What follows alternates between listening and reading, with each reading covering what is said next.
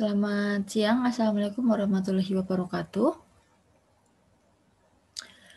Siang ini kita bertemu kembali setelah kemarin 2 minggu nggak ketemu ya.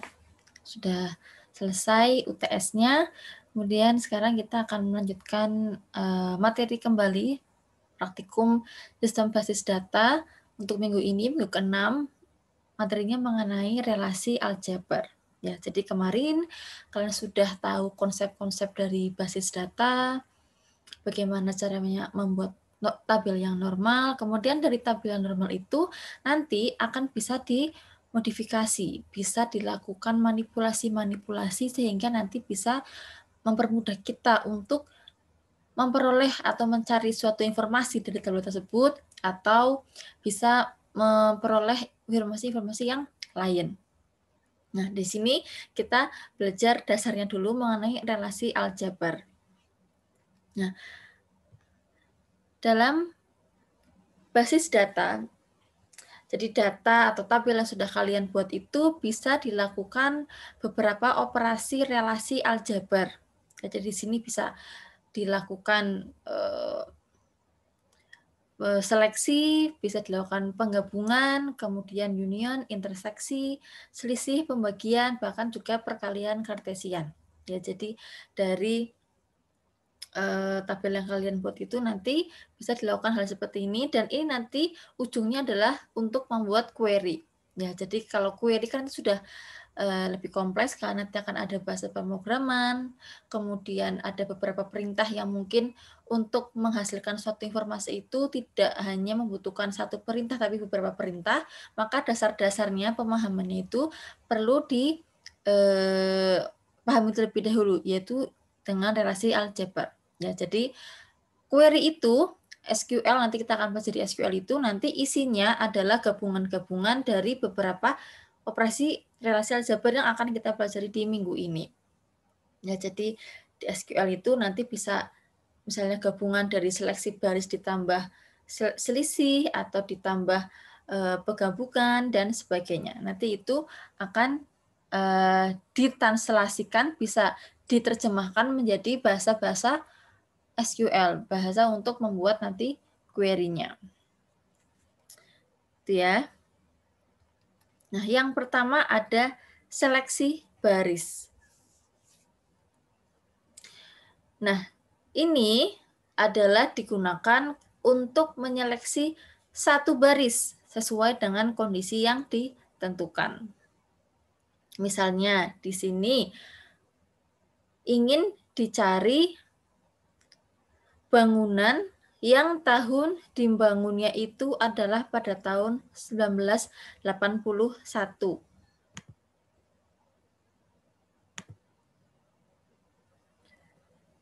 Informasi ini bisa diperoleh di tabel bangunan.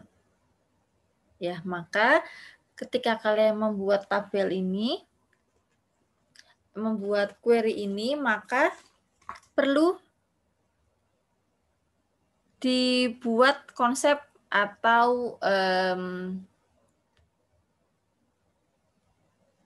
ya konsep ya, ini konsep sendiri untuk menyeleksi bangunan yang tahun dibangunnya itu hanyalah pada tahun 1981. Jadi kalian buat tabel bangunan. Isinya ada ID bangunan, luas, kelas bangunan, dan tahun dibangun. Ya, situ kan ada banyak data. Ada ID bangunan A, B, C, D, E, F, tahun dibangunnya juga bermacam-macam, ada 1981, ada 2000, 2005, dan sebagainya misalnya.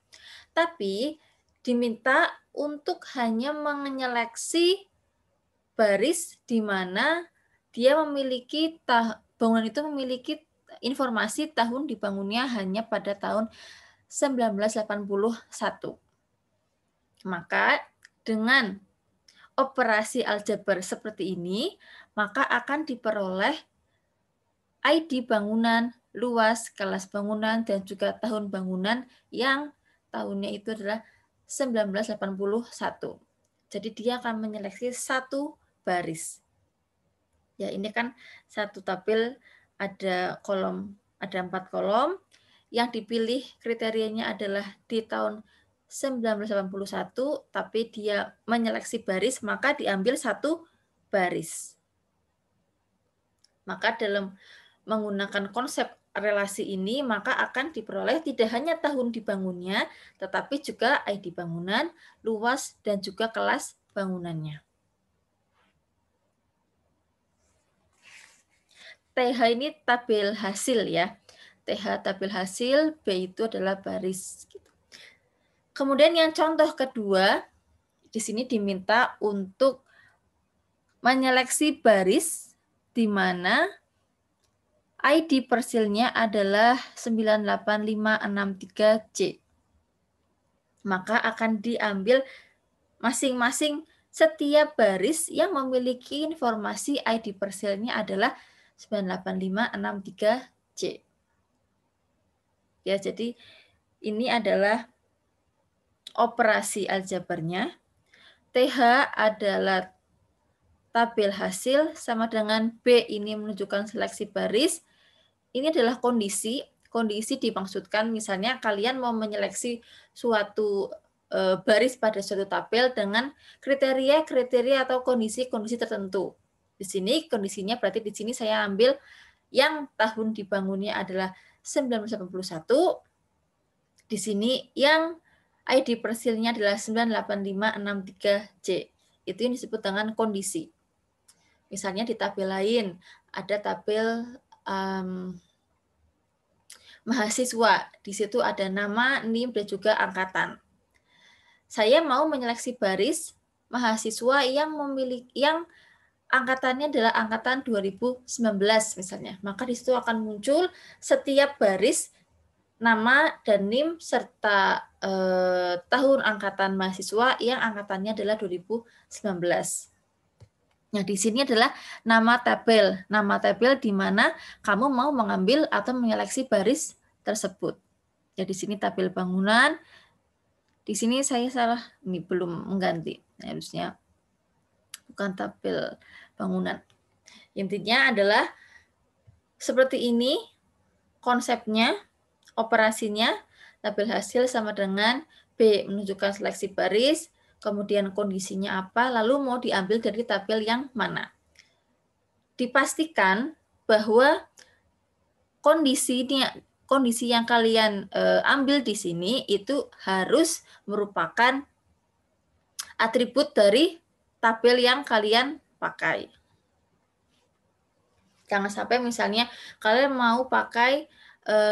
mau menyeleksi ID persil di tabel bangunan, padahal tidak ada ID persil di tabel bangunan, begitu.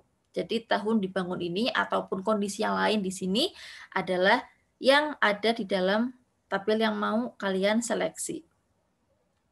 Ini berarti harus sama penamaannya tahun underscore dibangun sama dengan yang ada di dalam tabel. Gitu. Mungkin sampai sini bisa dipahami ya, masih mudah untuk seleksi baris. Kemudian selanjutnya ada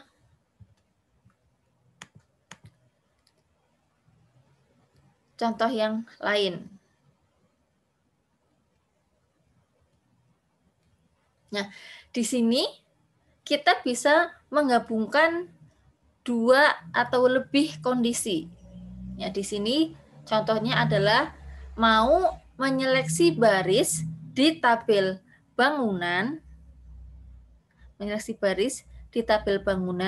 yang kondisinya adalah luasnya harus lebih besar dari 300 dan tahun dibangunnya harus di atas tahun 2000. Ini bisa kalian gabungkan. Kalau contoh yang pertama tadi kondisinya hanya satu, ya di sini contoh yang kedua kondisinya bisa dua atau lebih. Ya. Di sini maka untuk kriteria yang hasil seleksinya pasti akan memenuhi luasnya. Di sini luasnya yaitu lebih dari 300 dan tahun dibangunnya lebih besar sama dengan 2000. Jadi 2000 masih masuk. Maka dia akan mengambil satu baris di tabel bangunan yang memiliki informasi luasnya di atas 300 dan juga tahun dibangunnya di atas atau sama dengan tahun 2000. Gitu ya. Jadi ini kalian perlu memahami konsep ini terlebih dahulu, karena dengan kalian memahami konsep ini, maka nanti saat kalian membuat query itu akan lebih mudah, alurnya akan lebih gampang untuk kalian. Misalnya mau mengambil menyeleksi atau membuat query tertentu, kalian akan mengetahui mana dulu yang harus diseleksi, hasilnya apa, kemudian dioperasikan seperti apa, itu bisa dipahami dengan memahami terlebih dahulu konsep relasi aljabar di sini. Gitu. Ini untuk contoh yang seleksi baris yang kedua dengan menggabungkan dua kondisi. Kemudian selanjutnya adalah seleksi kolom. Ya, jadi tadi seleksi baris berarti menyeleksi satu baris. Kalau seleksi kolom itu adalah menyeleksi satu kolom. Jadi ke bawah. Kalau tadi bentuknya datanya nanti horizontal, kalau ini bentuknya nanti vertikal. Ini digunakan untuk menyeleksi kolom atribut pada sebuah tabel. Formatnya ada tabel hasil sama dengan K, yaitu seleksi kolom. Kemudian kolom atributnya apa. Lalu di sini adalah nama tabel, di tabel mana kolom atribut itu mau diseleksi. Contohnya di sini. Tadi kan tabel bangunan itu isinya ada banyak atributnya, ya, ada ID bangunan, ada luas, ada tahun, ada apa lagi tadi, jumlah lantai dan sebagainya. Tapi kalian bisa juga hanya menyeleksi kolom-kolom tertentu saja, makanya di sini bisa diambil. Contohnya adalah tabel hasil sama dengan seleksi kolom yang isinya adalah ID bangunan dan juga luas di tabel bangunan. Maka yang muncul di sini adalah semua ID bangunan di tabel bangunan dan juga semua luas di tabel luas.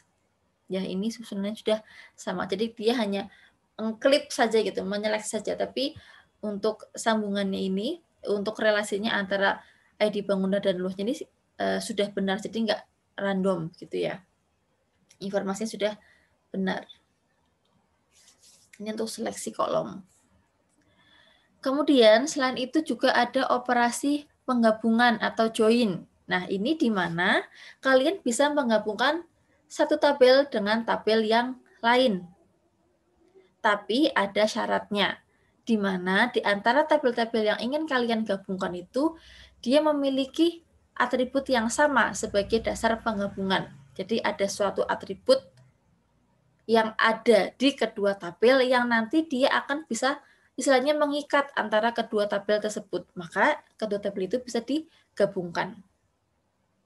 Ya, jadi diperhatikan kalau mau menggabungkan tabel, dicek apakah ada atribut tabel yang sama di antara kedua tabel tersebut.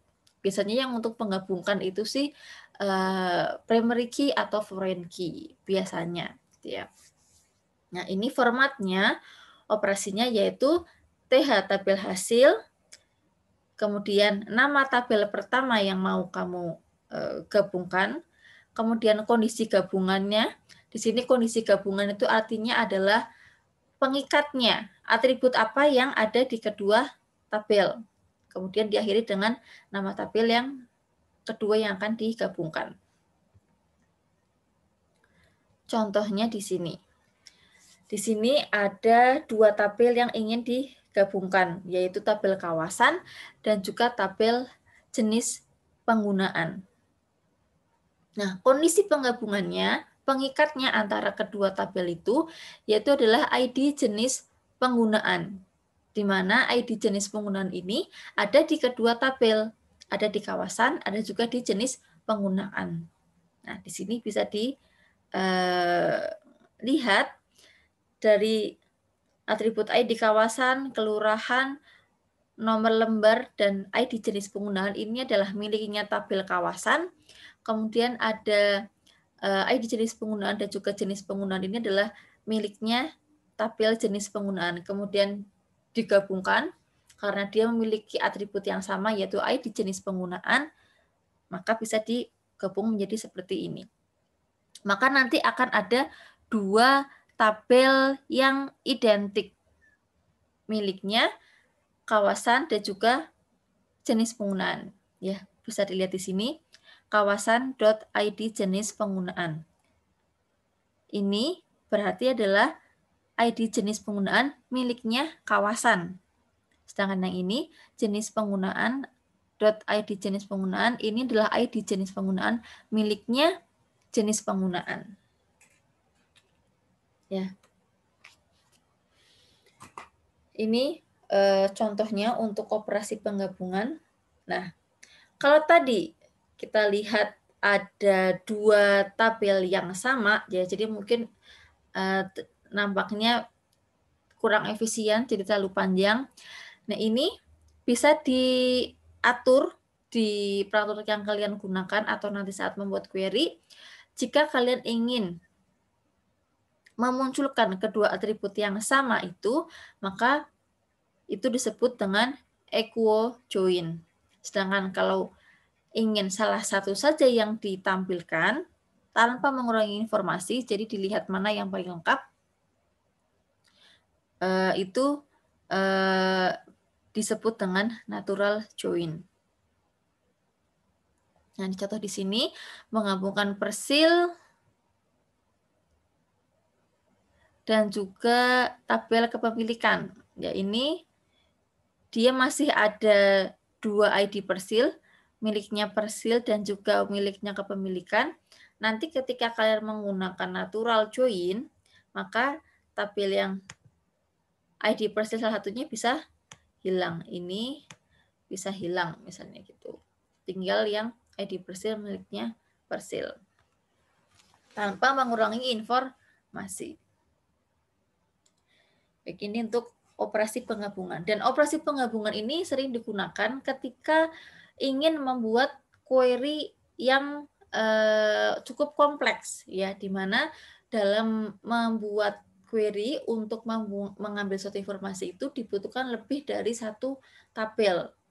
Dalam mengoperasikannya perlu digabung, kemudian dapat mengekstrak kedua informasi yang berada di tabel yang berbeda. Itu. Jadi ya, nanti kalian akan belajar juga bagaimana mengaplikasikan operasi-operasi ini di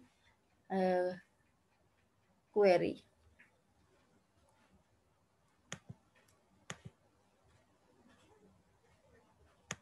Oke, kemudian saya hanya bisa sampai jam 1 ya, nanti akan dilanjutkan oleh Mbak dan Mas asisten ya. Baik, selanjutnya ada operasi union, intersect, dan juga selisih. Nah, ketika operasi ini itu hanya dapat dilakukan pada dua tabel atau lebih yang memiliki kolom atribut dengan domain yang sama, atau dia memiliki ya atribut yang namanya juga sama gitu, name dengan name, nama dengan nama gitu. Kalaupun nanti informasinya ternyata sama tetapi nama atributnya berbeda, bisa diubah terlebih dahulu baru bisa dilakukan operasi ini gitu. Nah, operasi ini contohnya di sini ada tabel alumni dan juga tabel cum laude. Ya, di sini ada sama-sama ada name dan juga ada nama. Maka kalau mereka punya punya atribut yang sama dan juga dengan domain yang sama, maka bisa dilakukan operasi union, intersect, dan juga selisih. Union menggabungkan, yaitu di mana operasi ini bisa menggabungkan nilai-nilai tabel sehingga menghasilkan tabel baru yang berisi semua informasi yang ada di kedua tabel. Ya, jadi dia menggabung, saling menyatu, dan juga kalau ada yang kurang ditambahin gitu. Misalnya di tabel A lebih lengkap, tabel B kurang lengkap, dan mereka menggabungkan maka hasilnya akan lebih yang awalnya nggak ada di B akan digabungkan, akan jadi lebih lengkap begitu. Ya, di sini tadi tabel alumni ini ada Widi, Ani, Surya, Adit, Nisa. Tabel cum laude ada Ani, Adit, Ningsih, dan juga Nisa. Kemudian kalau digabung, data yang kurang itu akan ditambah dan yang sama akan diambil salah satu. Ya, maka di sini akan tidak ada nama-nama ataupun NIM yang double-double. Ya tadi kan di kedua tabel kan ada yang sama. Tapi kalau mereka dilakukan union, maka tabel yang sama itu akan hanya diambil salah satu, dan juga kalau ada yang hanya ada di salah satunya, akan bisa menambah informasinya. Nah, sehingga akan menghasilkan suatu tabel yang lebih lengkap. Ini union. Jadi operasinya seperti ini pakai U ya. Seperti operasi matematika, union kan juga pakai U. Tabel hasil, nama tabel 1, kemudian operasi union, kemudian nama tabel 2. Ini untuk union. Kalau intersect, nah ini menyeleksi baris-baris yang muncul pada kedua tabel asal. Ya, jadi ini hanya mengambil baris-baris yang muncul pada tabel keduanya. Misalnya di sini yang muncul di kedua tabel ada Ani, Adit, dan Nisa. Ya, Ani di alumni ada, di Kumlot ada, Adit dan juga Nisa juga ada di kedua tabel. Tapi Ningsih, Surya, dan Widi karena hanya ada di salah satu tabel tidak bisa dimasukkan ke hasil intersect. Ini tabel hasil, kemudian nama tabel 1, ini operasi intersect, nama tabel 2. Ini hasilnya seperti ini. Kemudian yang ketiga selanjutnya adalah tabel selisih, di mana tabel ini mengurangkan baris pada tabel pertama dengan baris pada tabel kedua. Ya. Jadi ini akan mengurangkan antar baris. Tabel hasil berisi baris yang ada pada tabel pertama dan tidak muncul pada tabel kedua. Dan urutan pengurangan tabel akan mempengaruhi hasil. Ya sama kayak operasi matematika, pengurangan itu juga urutan pengurangannya juga akan mempengaruhi hasil. Nah, di sini contohnya. Jika tabel alumni diselisihkan dengan tabel kumlot, maka hasilnya adalah Widi dan Surya. Kita lihat di sini. Widi di sini di alumni ada, di kumlot tidak ada. Ani di alumni ada, di kumlot ada, berarti tidak bisa. Kemudian Surya. Surya di alumni ada, di kumlot tidak ada. Kemudian Adit ada, Nisa ada di keduanya juga. Maka yang hanya ada di alumni yaitu Widi dan Surya. Maka hasilnya adalah Widi dan Surya. Sedangkan kalau dibalik, tabel kumlot diselisihkan dengan tabel alumni, maka yang hanya ada di tabel kumlot dan tidak ada di tabel alumni yaitu hanya Ningsih. Maka hasilnya adalah Ningsih. Gitu. Sampai sini bisa dipahami atau ada yang masih bingung?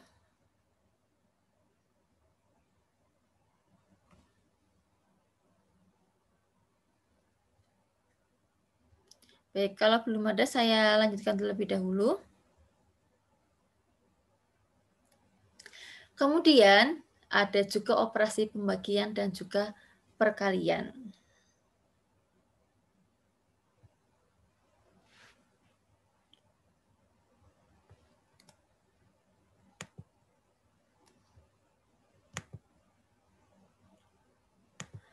Nah, operasi pembagian ini digunakan untuk menyeleksi baris pada suatu tabel di bawah kontrol tabel lainnya. Sedangkan kalau operasi perkalian kartesian, ini dua tabel ini akan menghasilkan tabel baru yang kolom atribut dari kedua tabel dan jumlah barisnya sejumlah kombinasi baris dari tabel asalnya.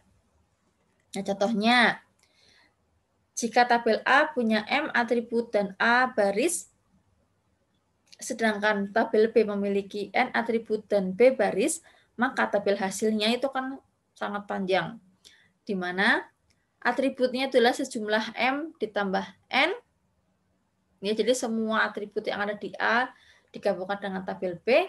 Kemudian untuk barisnya adalah A dikali B. Jadi barisnya A berapa dikalikan dengan barisnya B. Itu nanti adalah hasil dari perkalian kartesian. Ya, ini cukup kompleks juga untuk yang pembagian dan juga perkalian. Saya lupa belum memberikan contohnya ya.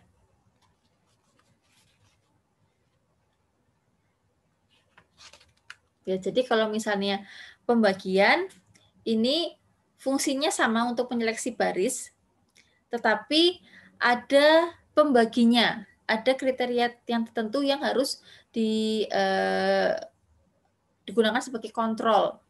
Misalnya di sini saya belum kasih tabelnya jadi susah.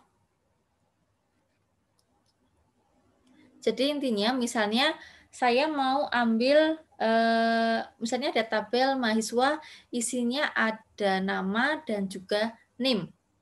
Kemudian ada tabel kuliah juga ada NIM-nya. Nah, maka saya ingin membagi tabel mahasiswa dengan tabel kuliah dengan pembaginya adalah NIM. Maka nanti hasilnya adalah hanya mahasiswa dengan NIM-NIM yang saya gunakan sebagai kontrol saja, gitu. Dan nanti bisa didiskusikan lagi untuk pembagian. Untuk perkalian juga nanti hasilnya akan jadi sangat banyak, sangat kompleks ya. Masing-masing baris dan juga atribut di kolom A harus dikalikan dengan atribut dan baris dan juga yang ada di kolom yang ada di tabel B gitu. Jadi hasilnya akan sangat panjang gitu.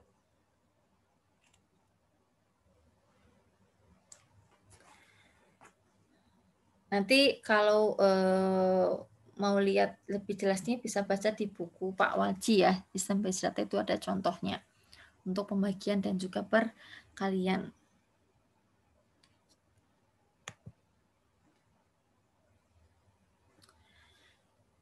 Baik, saya lanjutkan. Ini contoh query.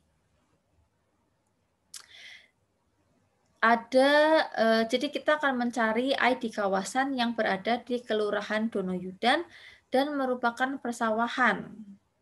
Ya, di sini ternyata kalau dilihat dari tabelnya itu Kelurahan Donoyudan dan juga jenis penggunaannya apa itu berada di tabel yang berbeda. Maka karena query-nya seperti ini, maka kita harus menggabungkan terlebih dahulu antara tabel yang memiliki informasi kelurahan dan juga tabel yang memiliki informasi tentang penggunaan lahannya. Sehingga nanti setelah digabungkan baru bisa diekstrak ID kawasannya yang memiliki Kelurahan Donoyudan dan juga merupakan persawahan. Nah, maka di sini tabel hasilnya ini adalah ada 2 step. Yang pertama ini tabel hasil yang di dalam ini. Tabel hasil ini adalah tabel hasil dari penggabungan antara tabel jenis penggunaan dengan tabel kawasan. Ya. Jadi awalnya ada 2 tabel, kemudian digabungkan menjadi tabel hasil ini. Nah, selanjutnya dari tabel hasil ini yang penggabungan antara kedua tabel ini baru dilakukan seleksi lagi, di mana kelurahannya di Donoyudan dan juga merupakan persawahan. Maka di sini operasinya yaitu tabel hasil sama dengan kita mau menyeleksi kolom ID kawasan saja. Jadi saya hanya ingin menampilkan ID kawasan saja. Jadi hanya ada 1 kolom saja. Yang kita seleksi barisnya, 1 baris yang memiliki kelurahannya adalah Donoyudan dan juga jenis penggunaannya adalah persawahan. Ya, jadi bayangkan awalnya kita menggabungkan. Jadi ini step pertama adalah menggabungkan 1 tabel ini, menggabungkan 2 tabel jadi 1 maksudnya. Kemudian menyeleksi baris terlebih dahulu. Jadi kalau seperti ini, yang dikerjakan adalah yang berada di dalam kurung paling dalam terlebih dahulu. Ya, karena ini kurung yang paling dalam, menyeleksi baris, maka kita akan menyeleksi terlebih dahulu baris di mana kelurahannya Donayudan dan juga jenis penggunaannya adalah persawahan. Ya, maka nanti akan dapat satu baris ini. Yang isinya adalah ID kawasan, kelurahan, nomor lembar peta, kemudian ID jenis penggunaan, dan juga jenis penggunaan. Tapi kemudian kita harus cek bahwa yang diminta adalah hanya ingin informasi ID kawasan saja. Ya, maka hasil akhirnya nanti yang muncul hanya boleh ID kawasan saja. Ya, maka step ketiganya setelah menyeleksi baris adalah menyeleksi kolom. Maka saya akan ambil kolomnya saja. Maka yang muncul nanti adalah hanya ID kawasannya saja. Ya, kalau misalnya stop cuma di sini, cuma seleksi baris, ya nanti hasilnya akan sepanjang ini. Padahal yang diminta kan cuma saya mau minta ID kawasannya doang, saya nggak perlu data yang lain. Nah, maka kalian harus step yang kedua, yaitu memunculkan kolomnya saja, yaitu menggunakan seleksi kolom. Maka akan hanya muncul kolom ID kawasan. Begitu. Sampai sini bisa dipahami? Adakah yang masih bingung?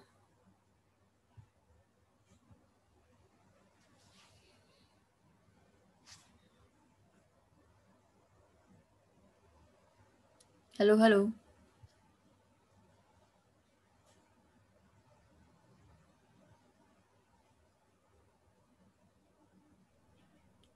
Oke, kalau sudah paham semua, selanjutnya saya akan meminta kalian untuk berdiskusi.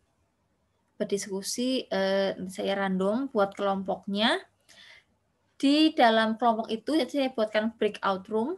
Di masing-masing kelompok itu, nanti akan saya minta untuk memilih, kan kalian sebelumnya sudah sering membuat tugas membuat tabel, memilih tabel milik siapa di antara anggota kelompok itu yang akan digunakan, akan dibahas untuk mengerjakan latihan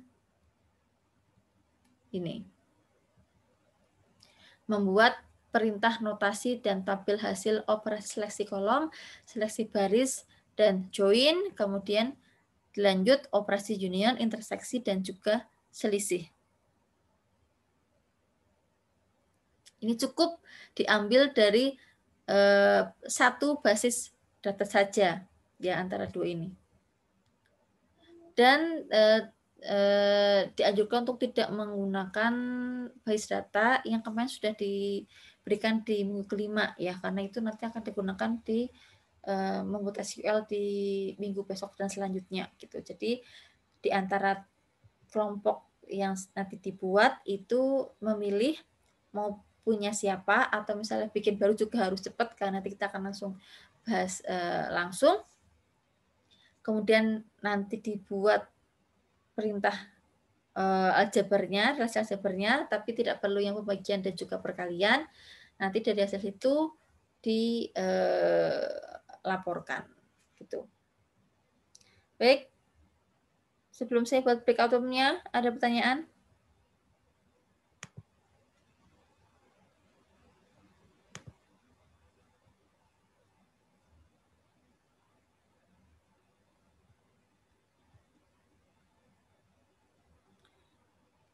Oke.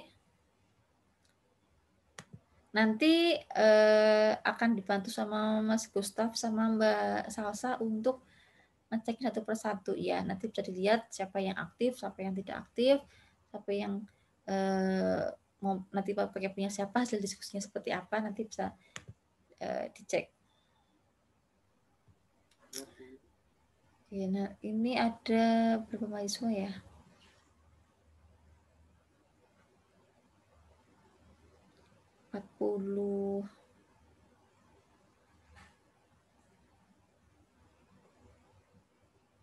50 ya. Saya akan buat 10 breakout room.